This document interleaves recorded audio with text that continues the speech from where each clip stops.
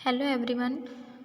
हमने previous classes में discuss किए थे कुछ मिनरल्स, जिसमें हमने मेजर मिनरल्स, माइनर मिनरल्स और ट्रेस मिनरल्स देखे थे, जो कि क्लासिफिकेशन थे मिनरल्स के। तो उसमें हमने कैल्शियम, फास्फोरस और कुछ मिनरल्स को डिस्कस किया था। अब हम नेक्स्ट मिनरल्स का डिस्कशन करते हैं। नेक्स्ट मिनरल्स जो है हमारा वो है आयरन। आयरन क्या होता है? Iron is of great important is human nutrition. ये एक ह्यूमन बीइंग के जो न्यूट्रिएंट्स है, न्यूट्रिशन है, जो कि वो अपनी डाइट में लेता है, उसके लिए एक इम्पॉर्टेंट होता है। और the adult human body contain 3 to 4 gram of iron, which 70% is present in the blood as circulating iron and the rest as storage iron. मतलब अब एक ह्यूमन एडल्ट के लिए उसकी बॉडी में 3 to 4 ग्राम जो आयरन है वो एक ह्यूमन एडल्ट कंटेन करता है, उसके बॉडी में प्रेजेंट होता है। देन जो 70% जो आयरन होता है वो ब्लड में प्रेजेंट होता है, जो कि सर्कुलेट होके क्या होता है, बॉडी में सर्कुलेटिंग सिस्टम के थ्रू सर्कुलेट हो जाता है। एंड कुछ आयरन्स है जो कि स्टोर रहते हैं हमारी बॉडी में। अब हम देखते हैं each gram of haemoglobin contains about 3.34 mg of and iron. अब जो हीमोग्लोबिन होता है वो जो हमारे ब्लड में प्रेजेंट होता है वो क्या है, 3.34 mg जो आयरन है उसको क्या करता है, कंटेन करता है। ठीक है, हीमोग्लोबिन में आयरन प्रेजेंट होता है, उसकी क्वांटिटी होती है 3.34 mg। नेक्स्ट देखते हैं फंक्शंस ऑफ आयरन।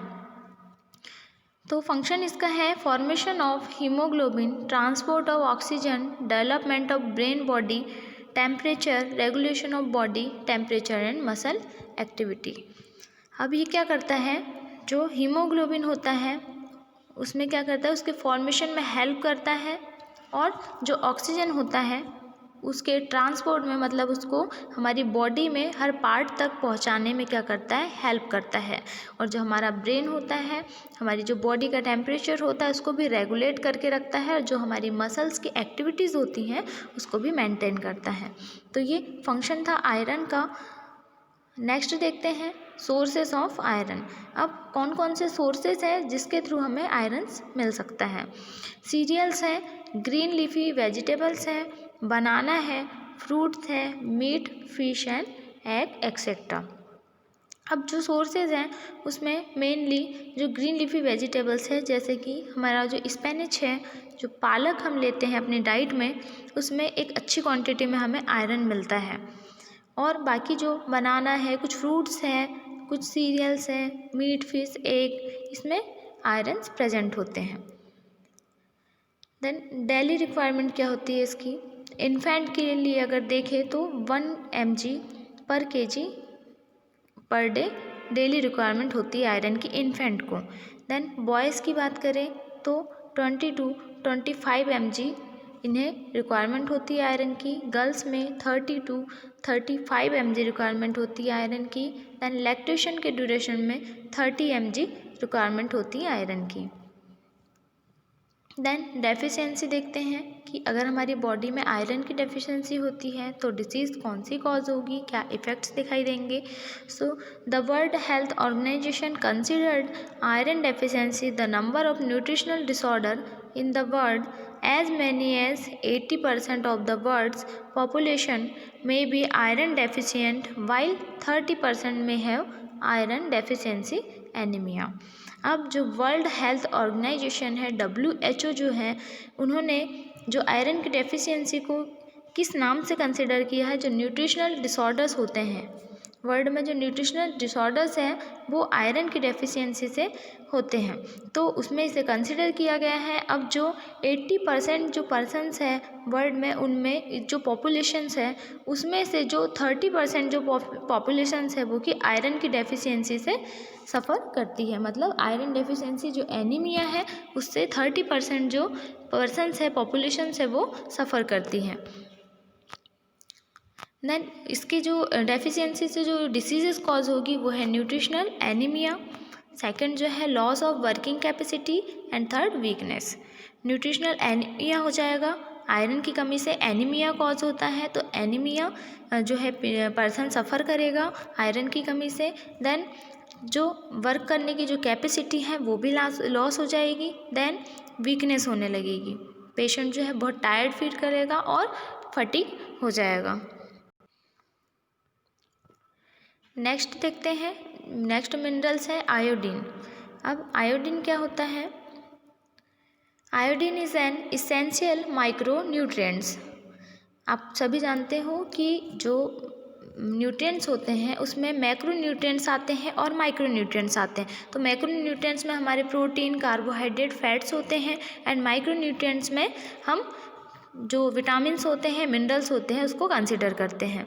तो आयोडीन जो है एक इसेंशियल माइक्रो न्यूट्रिएंट्स है। अब iodine has important role in the synthesis of thyroxine producing by the endocrine gland. अब आयोडीन का एक इम्पॉर्टेंट रोल होता है। ये क्या रोल प्ले करता है कि ये जो थायरोक्सिन होते हैं इसको प्रोड्यूस करने का काम करता है। जो हमारी एंडोक्राइन ग्लैंड होती है, जो थायराइड ग्लैंड है, वहाँ से क्या करता है, ये थायरोक्सिन को प्रोड्यूस करने का काम करता है, रिलीज़ करता है। ठीक है, तो आयोडीन एक इसेंशियल माइक्रोन्यूट्रिएंट है। इसका एक इम्पॉर्टेंट रोल है जो कि ये जो थायरोक्सिन होता है उसके सिंथेसिस में हेल्प करता है। एंडोक्राइन ग्लैंड्स जो है वहाँ से जो थायरोक्सिन जो है उसको प्रोड्यूस करता है। Iodine is a trace element concern with the growth, development and well being human. मतलब ट्रेस एलिमेंट में हमने देखा था कि ट्रेस एलिमेंट्स क्या होते हैं, जो कि बहुत ही माइन्यूट क्वांटिटी में हमारी बॉडी के लिए इसेंशियल होते हैं। हमारी बॉडी में बहुत ही माइन्यूट क्वांटिटी में इसकी नीड होती है। तो आयोडीन क्या है, एक ट्रेस एलिमेंट है जो कि हमारे ग्रोथ एंड डेवलपमेंट के लिए बहुत इंपॉर्टेंट होता है। ह्यूमन बीइंग के ग्रोथ एंड डेवलपमेंट के लिए, टेम्परेचर को मेंटेन करने के लिए, स्किन्स, हेयर, जो नेल्स है उसके प्रॉपर टेम्परेचर को मेंटेन करने के लिए इम्पॉर्टेंट होता है। नेक्स्ट हम देखते हैं फंक्शंस ऑफ आयोडीन। अब आयोडीन के क्या फंक्शंस हैं? The most important function of iodine in the body is in the synthesis of thyroid hormones. ये क्या करता है, इसका एक इम्पॉर्टेंट रोल जो प्ले करता है आयोडीन, ये क्या करता है, हमारी बॉडी में जो थायराइड हार्मोन्स होता है उसको सिंथेसिस करने में हेल्प करता है। अब वो जो हार्मोन्स हैं, थायरोनिन जो T3 है एंड टेट्राइडोथायरोनिन जो T4 है, which influence large number of metabolic functions. अब ये जो हार्मोन्स होते हैं ये क्या करते हैं, हम जो हमारी बॉडी का जो मेटाबॉलिक फंक्शंस होता है, जो ब्रेकडाउन की जो प्रोसेस होती हैं, वो डाइजेशन की जो प्रोसेस है उसको ये अफेक्ट करता है।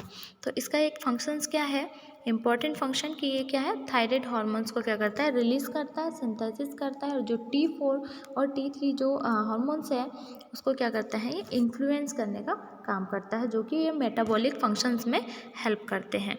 और क्या करते हैं, और इनके जो फंक्शंस होते हैं, जो स्किन्स है, नेल्स है, उसके टेम्परेचर को मेंटेन करके रखते हैं। नेक्स्ट देखते हैं RDA, रिकमेंडेड डेली अलाउंस कितना है इसका आयोडीन का। तो इन्फेंट में इसकी जो रिक्वायरमेंट है वो है 90 mcg एंड टोडलर्स की बात करें जो 3 to 6 ईयर के जो बीच के जो एज ग्रुप के जो चिल्ड्रंस हैं उनको इनकी रिक्वायरमेंट होती है 90 mcg एंड एडोलसेंट की बात करें तो 120 mcg की रिक्वायरमेंट है आयरन की। देन एडल्ट्स को आयोडीन 150 mcg चाहिए होता है। देन प्रेगनेंसी में हम रिक्वायरमेंट न्यूट्रिएंट्स की बढ़ा देते हैं क्योंकि ये फिटस की ग्रोथ के लिए भी इम्पॉर्टेंट होता है। तो इसकी जो रिक्वायरमेंट है वो है 220 mcg। देन लैक्टेशन की बात करें तो लैक्टेशन में भी जो न्यूट्रिएंट्स हैं उसकी रिक्वायरमेंट बढ़ जाती है, तो 290 mcg इसकी रिक्वायरमेंट होगी। देन नेक्स्ट देखते हैं सोर्सेज। अब आयोडीन के सोर्सेज कौन से होंगे, आयोडाइज्ड सॉल्ट, उसमें आयोडीन एक अच्छी क्वांटिटी में प्रेजेंट होता है। देन चॉकलेट, एग्स हैं, कॉर्नस है, cheese, apple, juice, green peas, banana are the good sources of the iodine. जो हम आयोडाइज सॉल्ट लेते हैं अपने डाइट में, चॉकलेट्स लेते हैं, जो एग लेते हैं, कॉर्न, चीज़ लेते हैं, एप्पल का जूस लेते हैं और जो ग्रीन पीसेस लेते हैं, और इसके अलावा जो बनाना लेते हैं उसमें भी एक आयोडीन एक अच्छी क्वांटिटी में प्रेजेंट होता है। नेक्स्ट देखते हैं डेफिशिएंसी। अब आयोडीन की अगर हमारी बॉडी में डेफिशिएंसी होती है तो इसके क्या इफ़ेक्ट्स दिखाई देंगे हमारी बॉडी पर। तो अगर आयोडीन की डेफिशिएंसी होती है तो उसकी एक डिसीज़ जो है वो कॉज करेगा गॉइटर। अब गॉइटर क्या होता है, आपने सुना होगा सभी ने। गॉइटर में क्या होता है, abnormal increase in the size of the thyroid gland is known as goitre. मतलब जो थायराइड ग्लैंड होता है उसका जो साइज़ होता है वो एबनॉर्मल हो जाता है, इंक्रीज हो जाता है, जिसको हम क्या कहते हैं, goitre. Decrease synthesis of thyroid hormone and is associated with elevated TSH। अब इसमें क्या होता है, जो थायराइड हार्मोन्स होता है वो उसका बनना कम हो जाता है। अब जिससे क्या होता है कि जो बॉडी के जो फंक्शंस हैं, जैसे कि नॉर्मल टेम्परेचर जो मेंटेन हो रहा था, जो स्किन नेल्स का जो नॉर्मल टेम्परेचर मेंटेन हो रहा था, प्रॉपर ग्रोथ एंड डेवलपमेंट के लिए हेल्प कर रहा था, तो ये प्रॉपर नहीं हो पाएगा। तो इससे क्या होगा, इसका ग्रोथ एंड डेवलपमेंट इम्पेयर्ड हो जाएगा। देन जो TSH जो हार्मोन्स है वो भी एलिवेट हो जाएगा। अब goitre is primarily due to a failure in the auto regulation of T3 and T4 synthesis. अब गॉइटर किस लिए होगा, प्राइमरी क्या होगा, जो T3 और जो T4 जो बन रहे थे हार्मोन्स, जो सिंथेसिस हो रहे थे, वो क्या होंगे, फेलियर हो जाएंगे। अब इनके प्रॉपर रेगुलेशन नहीं हो पाएगा, तो जिससे क्या होगा, जो गॉइटर है डिसीज़ कॉज होगी। दिस में बी कॉज बाय डेफिशिएंसी और एक्सेस ऑफ आयोडीन। अब ये आयोडीन की कमी से भी कॉज हो सकती है और आयोडीन की मात्रा ज़्यादा होने से भी कॉज हो सकती है। मतलब अगर हमने आयोडाइज सॉल्ट अगर हमारे क्वांटिटी में अगर ज़्यादा ले लिया, एक्सेस अमाउंट में ले लिया, तब भी गॉइटर कॉज हो सकता है, और अगर हमने कम अमाउंट में लिया तब भी गॉइटर कॉज हो सकता है। अब ये किस टाइप का होता है, देखिए इमेज के थ्रू, ये गॉइटर है जिसमें जो हमारी थायराइड ग्लैंड है उसका साइज़ एक नॉर्मल साइज से इंक्रीज़ हो जाए, ठीक है। तो क्या है, जो हमारी थायराइड ग्लैंड है उसका साइज बढ़ गया है। अब इसका रीज़न क्या है, आयोडीन की कमी हो गई है। तो हम मिनरल्स को एक बार रिवाइज करते हैं। तो आयरन क्या होता है, आयरन एक इम्पॉर्टेंट न्यूट्रिएंट्स है ह्यूमन बॉडी के लिए, एक इम्पॉर्टेंट मिनरल्स है, और ये हमारी ह्यूमन बॉडी में 3 to 4 ग्राम प्रेजेंट होता है, और जो 70% जो है हमारे ब्लड में प्रेजेंट होता है, जो कि सारे बॉडी में सर्कुलेट हो जाता है। देन कुछ आयरन जो है कुछ अमाउंट में हमारी बॉडी में स्टोर हुआ होता है। देन जो हीमोग्लोबिन है, हीमोग्लोबिन में 3.34 mg आयरन प्रेजेंट होता है। देन नेक्स्ट हमने देखा फंक्शंस क्या थे आयरन के। फंक्शंस हमने देखे कि जो हीमोग्लोबिन है उसके फॉर्मेशन में हेल्प करता है, और जो हीमोग्लोबिन है वो उसका वर्क क्या होता है कि ये ऑक्सीजन को हमारे बॉडी के पार्ट्स में ट्रांसपोर्ट करता है, तो ये उसमें भी हेल्प करता है। देन क्या करता है, हमारे टेम्परेचर को रेगुलेट करने का काम करता है, और हमारी जो मसल्स होती हैं उसकी एक्टिविटीज़ को ये मेंटेन करता है। थर्ड हमने देखा सोर्सेज क्या देखे हमने आयरन के, कि जो हरी सब्जियां हैं और जो सीरियल्स हैं, वेजिटेबल्स, फ्रूट्स जो है, मीट और फिश, एग्स जो है इसके गुड सोर्सेज थे। नेक्स्ट हमने देखी रिक्वायरमेंट, डेली रिक्वायरमेंट आयरन की जो इन्फेंट में थी वो 1 mg पर kg इन्फेंट में थी। देन बॉयज़ में थी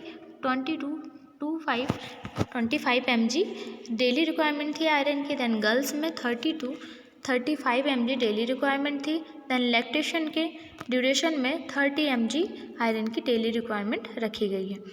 देन नेक्स्ट इसकी डेफिशिएंसी से क्या होगा, जो WHO है उन्होंने आयरन डेफिशिएंसी को न्यूट्रिशनल डिसऑर्डर के नाम से कंसिडर किया है। तो जो वर्ल्ड में जो पॉपुलेशन है 80% जो पॉपुलेशन है उसमें से जो 30% जो पॉपुलेशन होती है वो आयरन डेफिशिएंसी जो कि एनीमिया, आयरन डेफिशिएंसी एनीमिया से सफ़र करती है, जिसमें कि फर्स्ट आता है न्यूट्रिशनल एनीमिया, सेकंड आता है loss of working capacity, third है वीकनेस। सेकंड जो मिनरल्स देखा हमने वो था आयोडीन। अब आयोडीन क्या होता है, ये एक एसेंशियल माइक्रो न्यूट्रिएंट था। अब आयोडीन जो है एक इम्पॉर्टेंट रोल प्ले करता है थायरोक्सिन के प्रोड्यूस होने में, जो कि एंडोक्राइन ग्लैंड से प्रोड्यूस होता है, ठीक है। एंडोक्राइन ग्लैंड जो कि थायराइड ग्लैंड है उससे प्रोड्यूस होगा। देन आयोडीन जो है एक ट्रेस एलिमेंट है जो कि बहुत ही माइन्यूट क्वांटिटी में प्रेजेंट होता है, बहुत ही एक माइन्यूट क्वांटिटी में हमारी बॉडी के लिए इसेंशियल होता है, उसको हम ट्रेस एलिमेंट्स कहते हैं। तो ये हमारे ग्रोथ एंड डेवलपमेंट के लिए इम्पॉर्टेंट होता है। देन हमने इसके फंक्शन देखे थे कि ये इसका जो मोस्ट इम्पॉर्टेंट फंक्शन है आयोडीन का, ये क्या करता है हमारी बॉडी में थायराइड हार्मोन्स को सिंथेसिस करने में हेल्प करता है, जो कि हमारे क्या है T3 और T4 जो है हार्मोन्स उसको क्या करता है ये इन्फ्लुएंस करते हैं, जो कि मेटाबॉलिक फंक्शंस में हेल्प करते हैं। देन हमने इसका आइडिया देखा कि इन्फेंट में 90 mcg जो आयोडीन है उसकी रिक्वायरमेंट थी, टोडलर्स में इसकी रिक्वायरमेंट थी 90 mcg। देन एडोलसेंट्स में जो रिक्वायरमेंट थी 120 mcg थी, एडल्ट्स में 150 mcg इसकी रिक्वायरमेंट रखी थी। देन प्रेगनेंसी में रिक्वायरमेंट बढ़ जाती है, न्यूट्रिएंट्स की ज़्यादा ज़रूरत पड़ती है, तो क्या है इसमें 220 mcg इसकी रिक्वायरमेंट है। देन लैक्टेशन में 290 mcg रिक्वायरमेंट होगी। नेक्स्ट हमने देखा सोर्सेज में हमने देखा जो आयोडाइज सॉल्ट है इसका एक गुड सोर्सेज है, जो एग्स हैं, कॉर्न्स है, चीज़, एप्पल जूस है, ग्रीन पीसेस है, बनाना है, ये भी एक गुड सोर्सेज है आयरन के। इसके बाद हमने देखा कि आयोडीन की डेफिशिएंसी से क्या होगा। अब इसकी डेफिशिएंसी कॉज होती है तो गॉइटर डिसीज़ जो है वो कॉज होती है। इसमें क्या होता है, गॉइटर क्या होता है, इसमें जो थायराइड ग्लैंड होता है उसका साइज़ एबनॉर्मल हो जाता है, इंक्रीज़ हो जाता है, ठीक है। अब इसमें क्या होता है, जो थायराइड हार्मोन्स होते हैं वो बनना कम हो जाता है। एंड जो रेगुलेशन के लिए जो इम्पॉर्टेंट है T3 एंड T4 जो है वो क्या है, उसका जो रेगुलेशन है वो फेल्योर हो जाएगा, जिसके कारण क्या होगा, गॉइटर कॉज होगा। अब गॉइटर जो है ये आयोडीन की डेफिशिएंसी से भी हो सकता है, और अगर एक्सेस अमाउंट में हमने डाइट में आयोडीन ले लिया है तो उससे भी कॉज होगा। अब ये डायग्राम जो है आपने इसमें देख सकते हो कि आपको जो थायराइड जो ग्लैंड है उसका साइज़ इंक्रीज़ हो गया है, और ये गॉइटर जो कि आयोडीन की डेफिशिएंसी से या एक्सेस अमाउंट में लेने से कॉज होता है। सो अब नेक्स्ट लास्ट वीडियो हम कल जो नेक्स्ट वीडियो में देखेंगे नेक्स्ट मिनरल्स, जो कि हमारा लास्ट वीडियो होगा। आफ्टर दैट हमारा जो मिनरल्स यूनिट 7 है वो कंप्लीट हो जाएगा। So thank you class.